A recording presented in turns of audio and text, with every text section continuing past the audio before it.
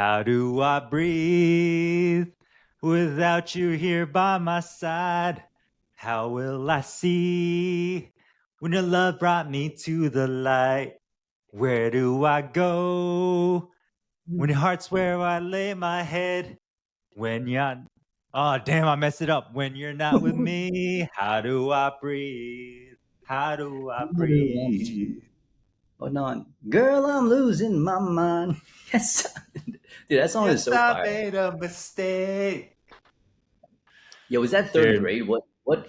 that was like third or fourth No, grade, no, man. My guy Mario, no. '07, dude. So Oh I think that seven, was junior high shit. That school. was yeah, fifth grade.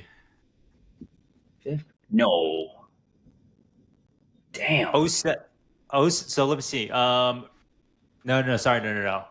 Because Second grade, freshman year probably. was '09. Yeah, so '08, '07. So that's seventh grade, seventh grade, sixth grade. That is wild. Oh man, Banger. Yeah, dude, my what do guy you? Mario, man, it kind of sucks because I feel like he's only got like 3 or 4 solid songs, but he's good, man. Dude, he's got more than that. I think. Let me love you. Let me love you. How do I breathe? Let me Crying out see. for me was good. Crying out for me. Hmm. Yeah, Those are you're yeah, right. but like those are like the three main Yeah, ones that he's been I know, dude. yeah, he's got three.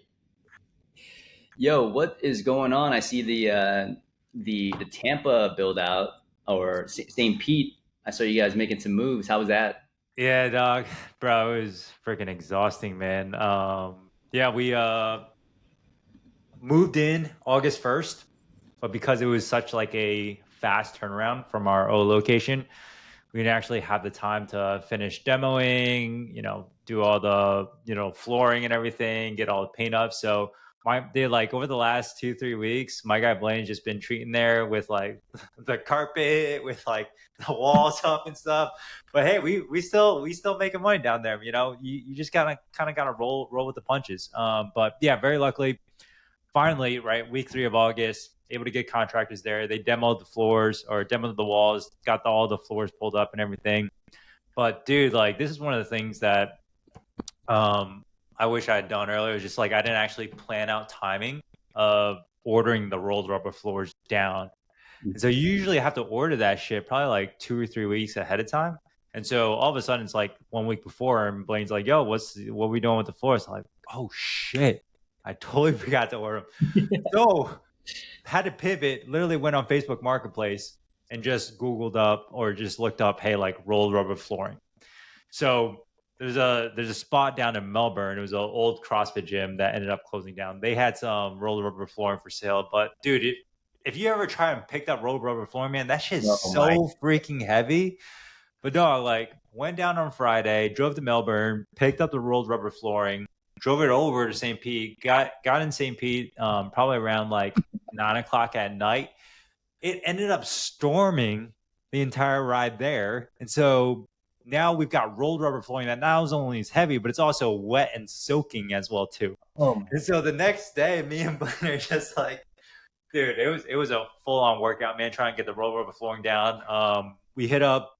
But you also have to dry it before you put it down because otherwise it's gonna smell like shit. Yeah, Damn. we didn't even dry, man. We rolled it all out. But yeah, we hired probably I think like 3 different people from TaskRabbit to come through and help us with like the painting, the LVP floor, in the treatment room, and then just getting all the flooring down, man. So yeah, dude, I probably burned close to 2,000 calories on Saturday, just just doing all that stuff, man. But yeah, clinic looks sick now though, man.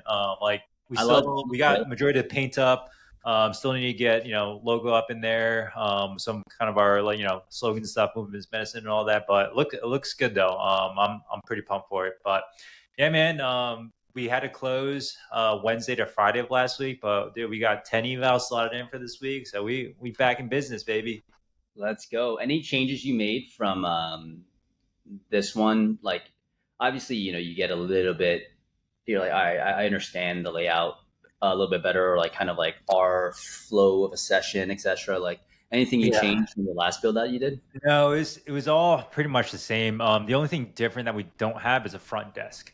So with the way the layout is, you kind of walk in and just wide open, and I think it's also a little bit of a smaller facility. So it's about 1,500 square feet for this one, whereas previously we were in like a 3,000 square feet facility where we had like a full on like recovery lounge room with like a sauna and cold plunge. We had like another room that we were like renting out to massage therapists, and then we also had like a full on like welcome area and everything. So yeah, we ended up not going with the front desk set up over here. So they're just walking in, they'll be able to sit down, and then from there get after it, man. But no, everything else pretty much about the same. One squat rack, dumbbells, kettlebells. I mean, majority equipment we just brought in from the other from the old location. Yeah, but dude, I got back on Sunday, and like Sunday to Monday, I just slept like 10 hours, dude. Them Straight lumbar erectors, exhausted, bro. bro. The lower back extensors is cooking. Yeah, dude. I was telling Blaine, I was like, dude, I'm gonna be fried after this. I just hadn't done this in a minute, man. Like all I do is run now. Like I'll do some basic strength training, but definitely nowhere near as strong as I was previously. I remember when the rubber Florins came in, I fucking strongman that bitch. I fucking hugged the thing, and I was like you're Yeah. doing sumo walking kind of shit. It was fucking brutal. I was telling him it was like it was weird because I think I remember like when we did the one up here in Jax, I was able to kind of handle it myself with just flipping it. Because I think probably wasn't that long. It was probably like 4 feet wide, maybe like 20 feet or 30 feet in terms of length. But with this one, because it was such a large CrossFit facility that they ended up closing, it was like 4 feet by 60 feet. And so that thing was so thick, man. I was like, ain't no way I'm doing this myself. So yeah, we double tag teamed it, man. But no, super glad we were able to kind of get that all figured out. But yeah, I'm excited to get this place rocking and rolling, build it up. Love it. Oh, yeah, dude. I'm a little cooked, so you're gonna have to lead me a little bit for this podcast. We went to U.S. Open last night. Yeah, We were there from 7 p.m. till 12:30 a.m. watching the matches. Got home at damn. 1 a.m. It was insane. But a Who couple of who things. played? We watched Carlos Probably a couple Alcaraz, matches, but yeah, and we watched Venus Williams play, and then Carlos Alcaraz, which was so sick. hell yeah. I can't believe Venus is still playing because She, Serena's pretty much retired now, right? yeah, Venus. It was like a year and a half that she was out, and she came back. She actually took a set from a top. That girl was ranked 13. It was Uh huh. unbelievable. 45 years old, still fucking ripping a serve. But yeah, Incredible. I was there and I was just shocked. It was like, you ever heard of the drink from the U.S. Open? They have a Oh, I signature, think I know what you're talking about. Yeah, what is it called? the honey deuce, and it's $23 for Okay. like a, I guess like some sort of like melon liqueur with Grey Goose, and then they have like a sham poured. It's like this like liqueur that's like reddish, and then they give you like three melon balls. Hmm. It's a $23 drink, right?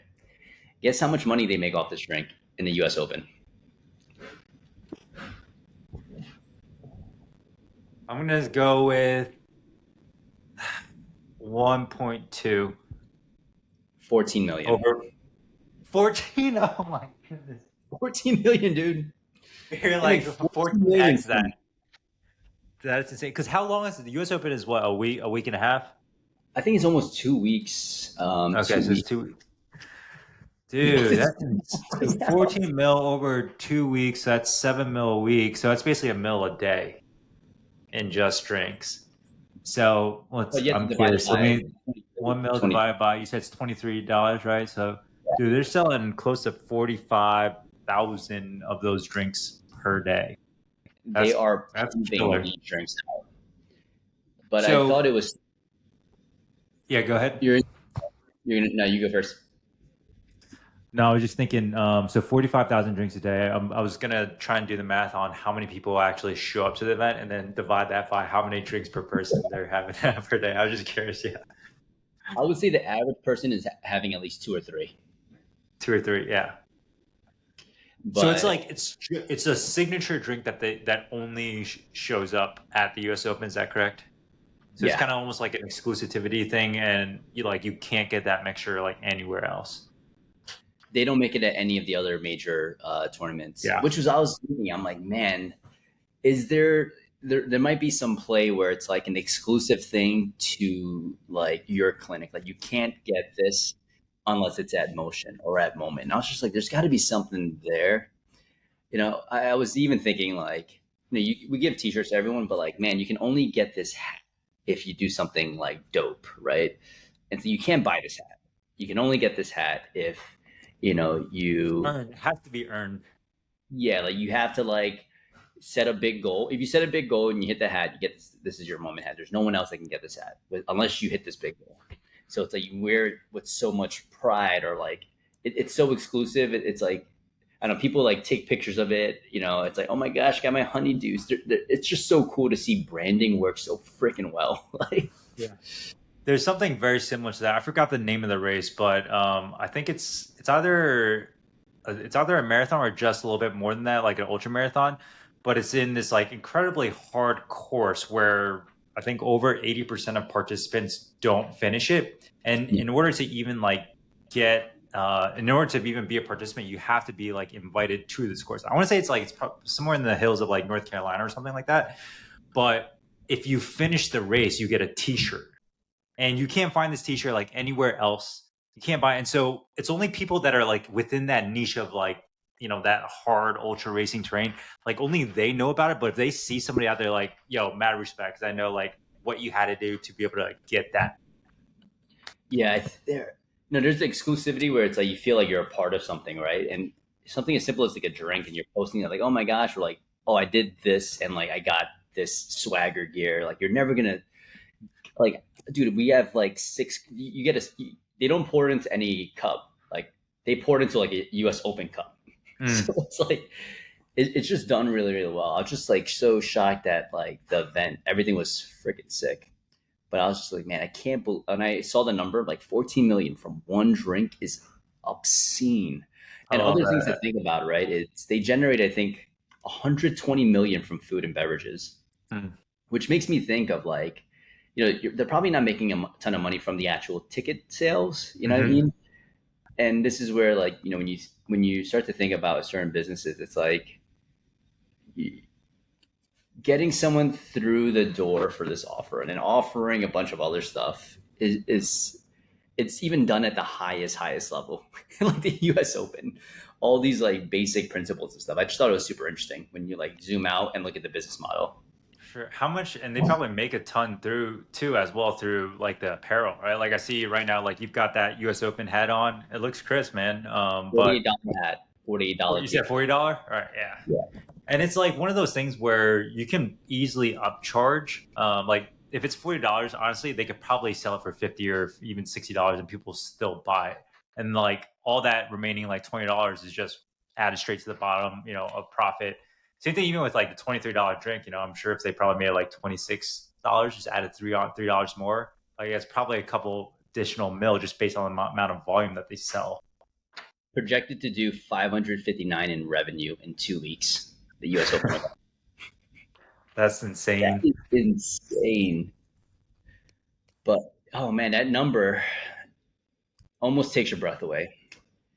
And I think just gets you feeling so emotional, which is why today we're going to be doing a different kind of style of podcast. We're doing an open brainstorming session. And, one of the things that we're always taking random ass deep dives, you know, right now it was websites, and I'm doing a shit ton of things on websites, but I kept messaging Peter all week, and Peter was like, yo, stop bothering me, bro. I'm building a clinic. My back hurts from doing all the rolls around the floor. I was like, Peter, this personal brand shit and like creating things and speaking and making people feel something so fucking visceral. Like we got to get better at that. I think we just bring fucking vibes and people love the vibe, which is dope, right? Hmm. But I think the one thing that we did good at our live event is like we made people feel something. Like every presentation, we made them feel something. I'm like, man, how do we get that more, right? How do we have a clear like North Star? At the end of the day, I think we all have our story, but what do you think is like, if we just put it out there right now, like if that the mission, like why the hell are we even doing this? Before I get into that, I just want to say kudos to that transition. I was kind of curious, how are we going to transition from like U.S. Open and making 500 mil over to this like overall mission and kind of like making emotions and making people feel type of way. So kudos to that.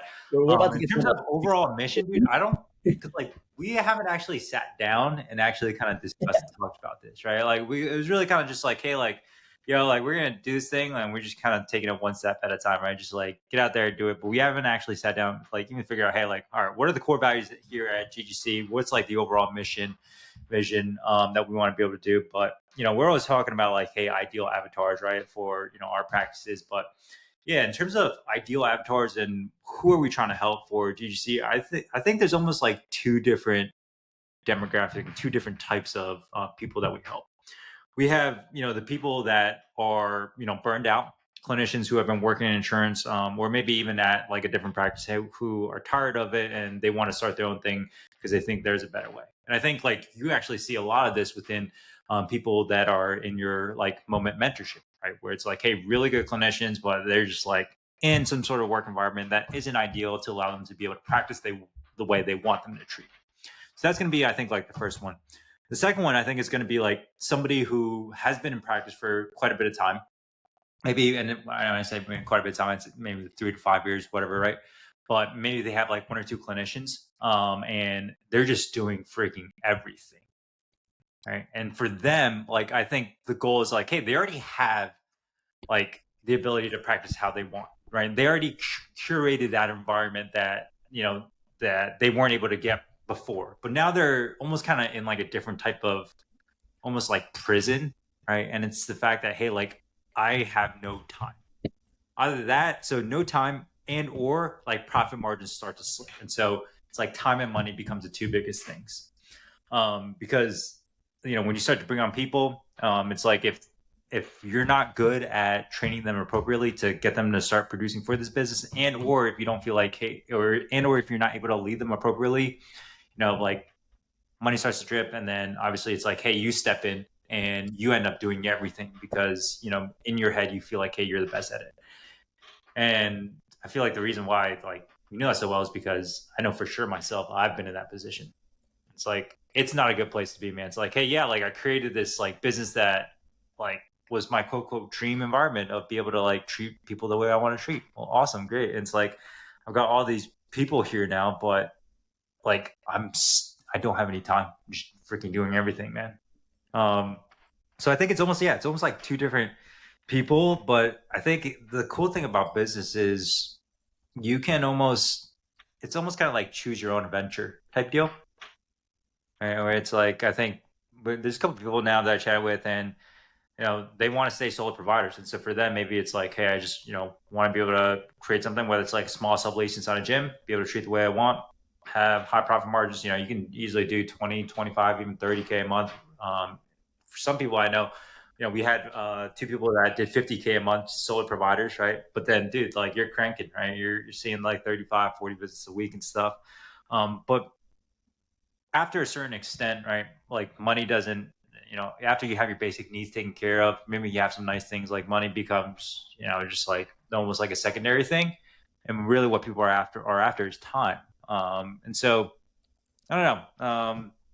I think we're just kind of rambling here. At least I know I am, but No, I'm taking this is a and when you're brainstorming, the goal is to actually fucking ramble, right? It's like you want to ramble and just fucking start to put ideas down. And essentially, one person in that you're brainstorming was like, "Yo, that's a pretty fucking good idea." So I was entering, I was like talking to ChatGPT. I'm like, "Yo, dog," like, ChatGPT talks to me like a fucking bro because I'm like, "Yo, talk to me more casually." yeah. And I was just like, I need more models. Pretend that you're like a high boutique or a very boutique marketing agency or like brand strategist. What are some Mm-hmm. questions and stuff that you would ask? So it's like the first three. It's like clarify who you are, what you do, and then why it matters. So it's like what you do. Kind of from us rambling is we help physical therapists who are burnt out in the insurance model launch and then scale a successful practice. Then the second one, it's like we help physical therapy entrepreneurs who have no time, along with no like I want to say like no clear direction or path on how to like grow. Clarity. Yeah, who have like along with no who have no time, no clarity, and no direction on how to scale so they can get their life back. so they can get the value. And again, we're just throwing it like you just got to get some the what you do essentially that will capture, and then you can just put it into ChatGPT. It's like, yo, make this shorter, make this more specific, and I think clarify who you are. Essentially we're coaches, so it's a coaching business. Yeah. So I would say, I mean, if you break it down to like the very core of it, right? It's like, hey, we help physical therapists, physical therapy entrepreneurs, like get more time and make more money. Yeah.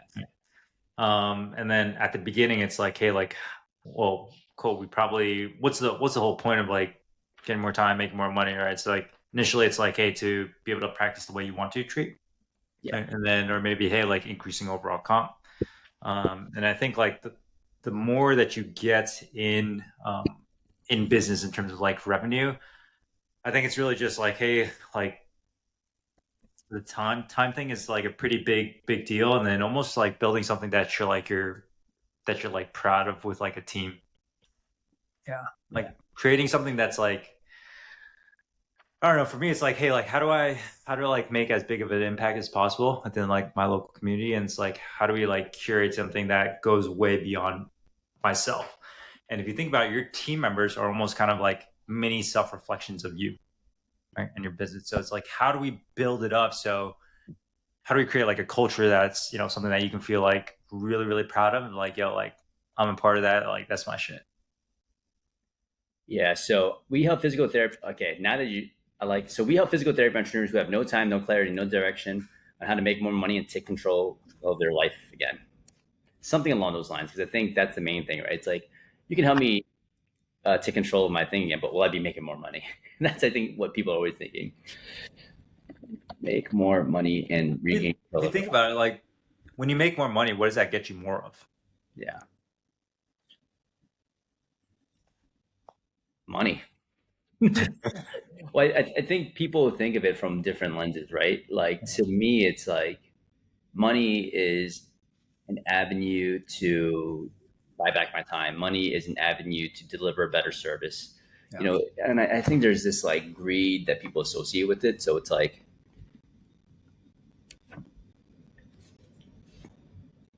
that's like the hardest part. It's like, what do people want, right? And I think what you do, it's like the first one's super easy. The physical therapists who are burnt out an insurance model, launched an sales stuff practice, like super straightforward. Second one, it's like we help physical therapy entrepreneurs who have like it's like you almost have to kind of tell what they've been struggling with already. They have no time, they have no clarity, they have no direction. They want to make more money and regain control of their life. But I'm not sure if that's the exact words they would use. I would say I think almost like everybody's a little bit different in terms of what they want. So maybe it's like, hey, it's you build the like physical therapy business of their dreams. Yeah. So I think like what one person wants is probably different than maybe like what another person wants. Right. I Ooh. think there are some common denominators. Right? Obviously, it has to be profitable, and then they obviously need time, and it has to be like something that they probably enjoy doing. And I think Yo, a how about lot, this? How about this? We help physical therapy entrepreneurs who have no time, no clarity, and no direction make more money and build a business that doesn't cost them their freedom. love it. I think it's a good first round iteration. The first round iteration. Yeah. But to clarify who you are, I mean, do you feel like it'd be too much to say like we're business coaching with an agency attached? How would you explain What do that? what do you mean by that? Because clarify who you are. It's like we are business coaches for physical therapy entrepreneurs, and we also provide done for you services. Do you feel like that's like a super straightforward clarify who you are? That's super straightforward. I like that. I also almost like, hey, like for physical therapy business owners, like showing Oh, I like that. Yeah. like what we're sharing, or I don't know. I'm trying to think like how to do it because basically, if you think about it, it's like yeah, we're coaching and helping people, but how are we doing it? We're literally just showing them like, hey, like this is what currently works in our practice based on how we're growing it, and like these are the systems. So we're almost like I'm trying to think how to word that. So we are business coaches with skin in the game. We operate physical therapy businesses and teach other people how to do the same. Yeah. I don't think you necessarily have to say. I mean, we can always like, yeah, add something about done for you. But I think that this is the most important part. It's like why it matters, right? Because I Yeah. think when you create, Because I think like the dumb for you, it's almost like it's like a it's feature or something. yeah, it's a feature. Yeah. Exactly. It's like how it's like one of the features in terms of like how we will be able to help get you there. It's like that's one part of it. All right. So I almost like think of like, hey, at the end of the day, like people want to get back to like deadlifting without back pain. Okay, maybe we do like, like dry kneeling or something. And that's like a feature of maybe so one of the implementations and tools that we utilize in the initial stages to help get them there. So now this is, I think, the most important part, right? And when you guys are doing this brainstorm yourself, it's like your company needs to actually exist for a reason. And if you can tie it to some sort of story or something along those lines, like it makes it so much more real. So like the why it matters aspect, it's like why do you have a physical therapy clinic, or like why do you operate in this model? It's like so many patients don't get the care they need, right? They go to clinics that are treating 3 to 4 people within the same hour, and they fall in the cracks of the medical system. They end up getting surgeries, and it ends up being way more expensive, way less efficient. Um, so I think a why it matters, like you need to do it so well that it's just like someone reads the why it matters, or like you just know how to play on that kind of. Yeah. Do you guys have a mission for Moment? Yeah. So our biggest thing with Moment is it's about, so our focus. I took all of this from the EOS. It's like create a world class Mm. experience for physical therapists, so they can create a world class experience for their patients. Our niche is we help physical therapists become world class humans and clinicians, so they can help patients who have lost hope in the healthcare system feel like they can live a meaningful life again. But for us, it's like physical therapy first, because if you don't focus on a physical therapist, the delivery is gonna be fucking terrible. Like the Yeah, physical, you need the product, yeah, to be top notch. but I just took that from like I essentially did EOS like earlier this year, and I was just putting stuff in. I'm like, all right, like this is our North Star, and these things will change over time potentially, but we need to at least move towards like a direction, like be able to communicate a why behind like why we exist. But that's probably more so from the therapist side. Yeah. I think from like the consumer facing side, like to me, it's like that's where like I'm also working with the website person, right? Because I'm so good at speaking to like the therapist, but I'm like, man, to the consumer, like we've done good marketing, but when I was talking to the person on the phone, she's like, wow, this is really good. And I'm like, fuck, I haven't updated my website in a bit with all these information, right? Because she's like, I can tell that you're super passionate. I could tell that like I as we update the website, I'm gonna feel very strong about this, because I've been like everything that you're describing is stuff that my husband and I have been through.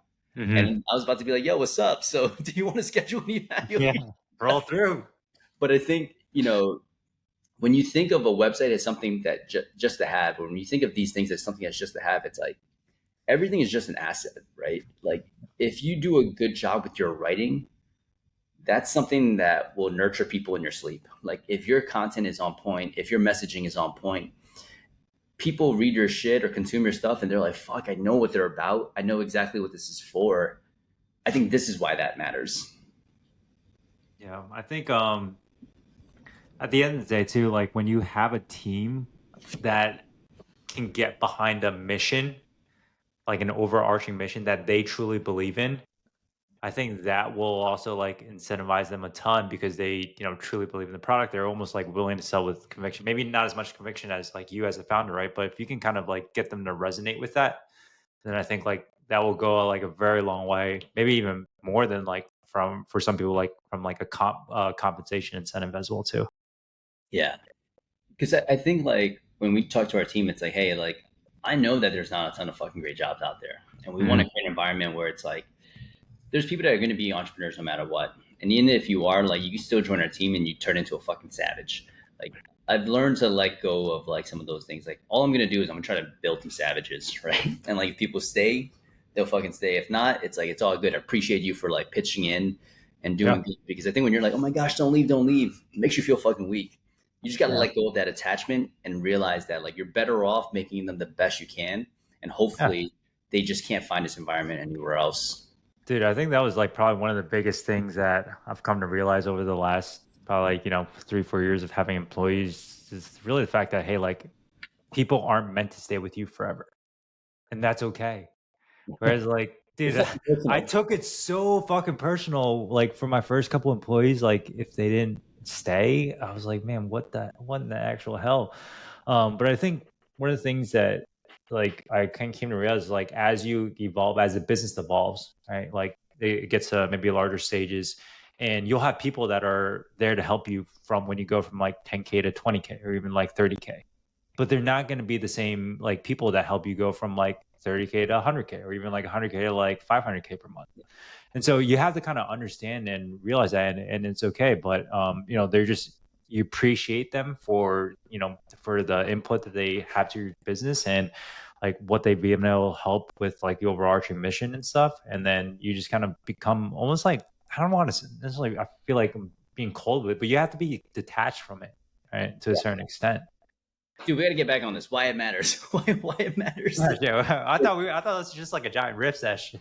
Why it matters that GGC exists? Dude, I I, think it's for us. It's like we've been there and we know like what it's like, and it's not fun. Like being on the other side of that. And I'll say more so from just like almost that like second avatar, right? Of just like, hey, like not having a lot of time, like doing everything, like it's not a good place to be. And you almost like waking up feeling like, dude, like what, like you're just kind of like rolling through it every single day, and you're kind of stuck in this like mire of chaos.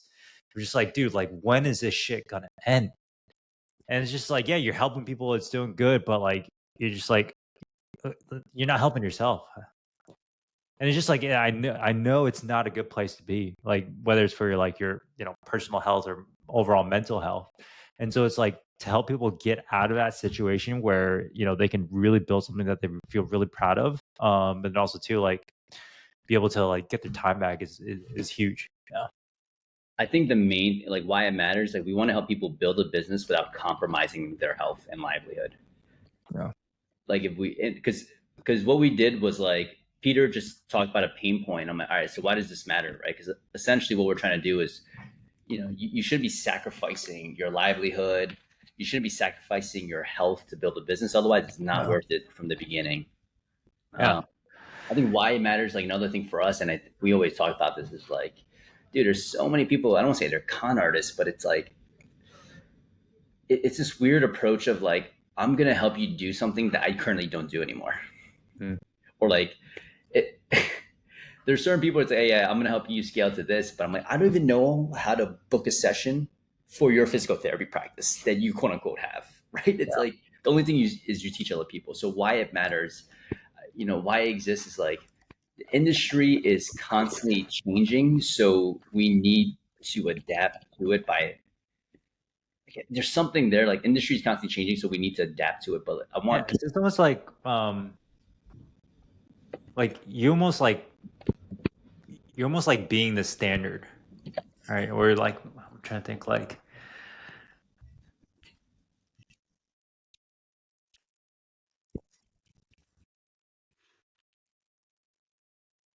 yeah, it's like it's constantly changing, and so like what better way than just like leading from the front and Yeah, so showing what it's business like. coaches without actual businesses teach outdated methods that don't work.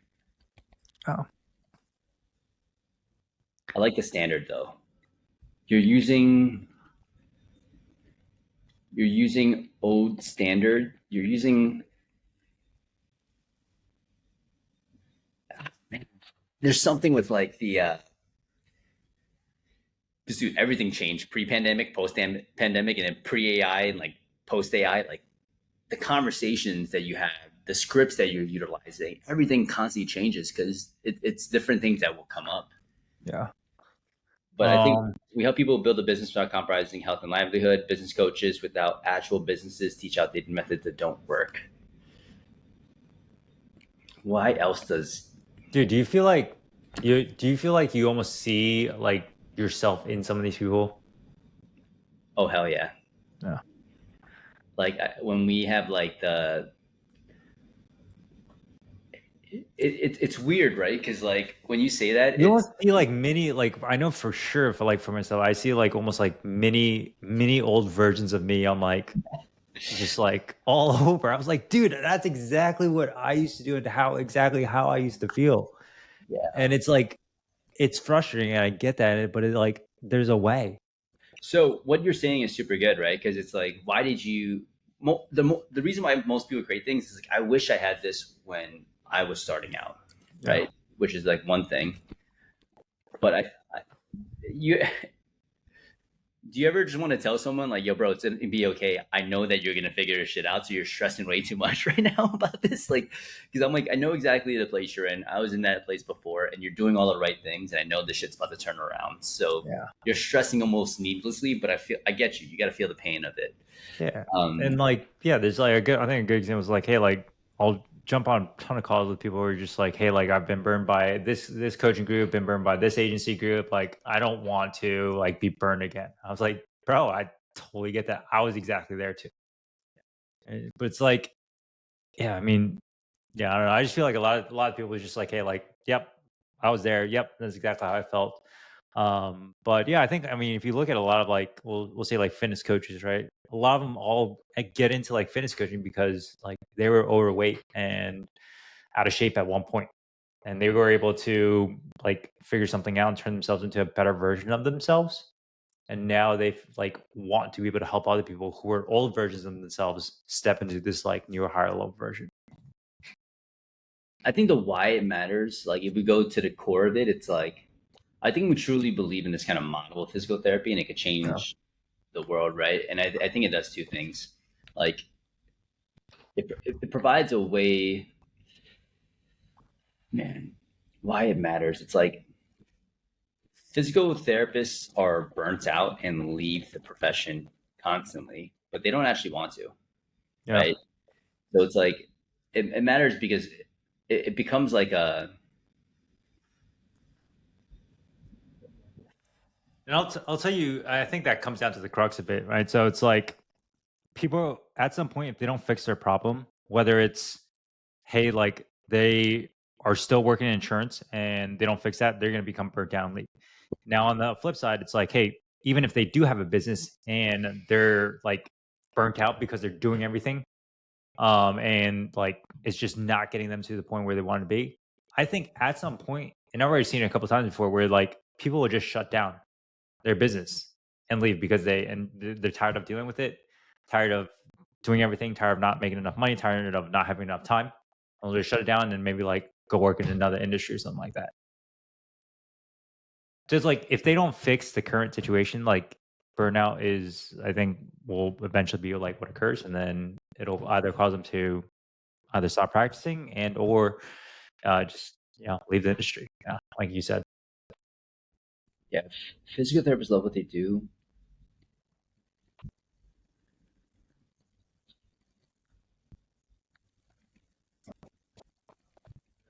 It's like physical therapists love what they do, but they don't. They're never taught the skill set. The skill set. The skill set that they need to.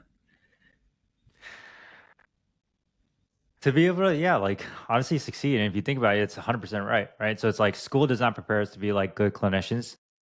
And so it doesn't prepare you to treat people in this out of network model. And even if you like once you do get that fixed and you do once you do like get the skill sets and you are a really good clinician, if you don't have the business skills to dial in sales and marketing, you're still like, yes, you can get people out of pain, but you're still not going to be able to like build a business because nobody knows about you.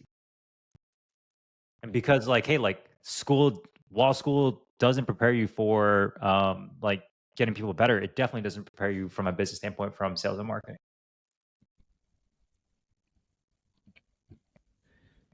Damn, dude, we really have all odds stacked against us, bro. Just like thinking about that shit. Dude, all right. It's fucking wild. So why it matters? All right. So I've laid this out now, and I'm gonna make it more cohesive, and maybe we'll do a follow up episode and address these things. So why it Yeah. matters? Physical therapists are burnt out and leave the profession constantly. And the problem is physical therapists love what they do, but they're never taught the skill set that they need to succeed. And the problem is they'll seek out business coaches, but business coaches without actual businesses teach outdated methods that don't work. And these business coaches don't ever scale their practices, so they can't help you scale one. And then this is where you finally reach your pain point, right? You've built a business for yourself, but it's compromised your health and your livelihood. You don't have any more freedom. So our goal is to help you build a business without that, right? You shouldn't be sacrificing your health and you shouldn't be sacrificing your livelihood. So Boom. we hit the boom, boom, boom, boom, boom. Like it's the whole path, right? You're burnt out. You want to leave the profession.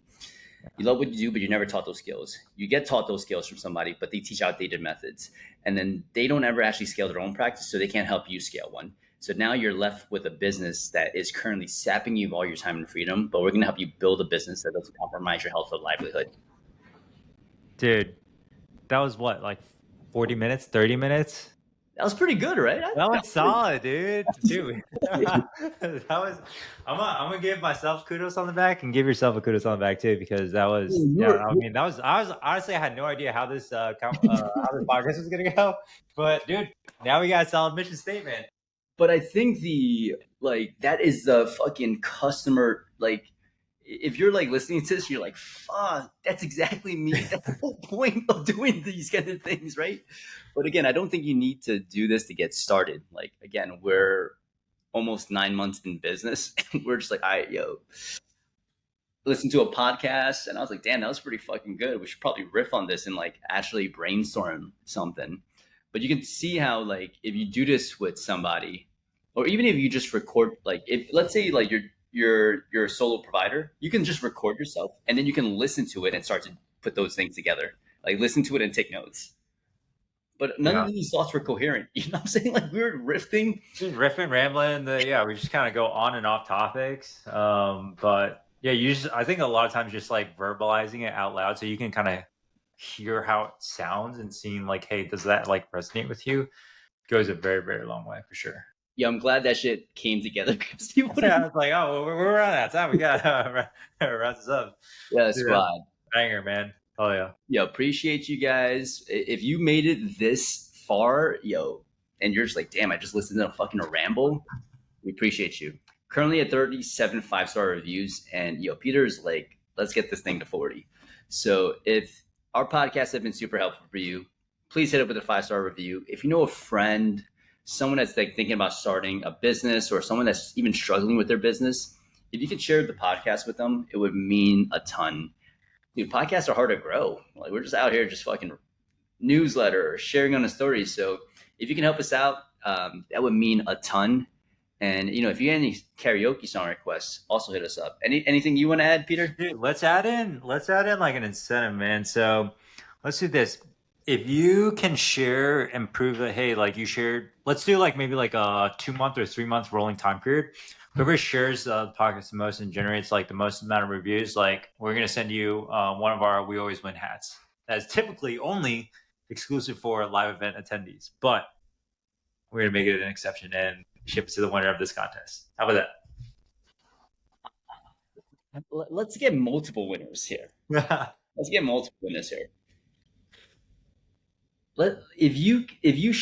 do we think? 10 shares on the story? 10 shares, yeah. 10 shares on the story. Tag us at Go Getters Coaching on Instagram. 10 shares. We'll send you a hat, and we'll keep this rolling for the rest of the year. Let's get it. So 10 shares by the end of the year, you get a We Always Win hat, and I'm telling you, that shit is fresh as fuck. So never gonna want to take it off. Huh? Yeah, you ain't never gonna watch out because you're never gonna want to take it off. Yeah, that's the only problem. You're gonna wear the hat. The side effect is you're gonna get compliments. You're never gonna want to take this hat off. All right, squad. Catch y'all next week. Peace.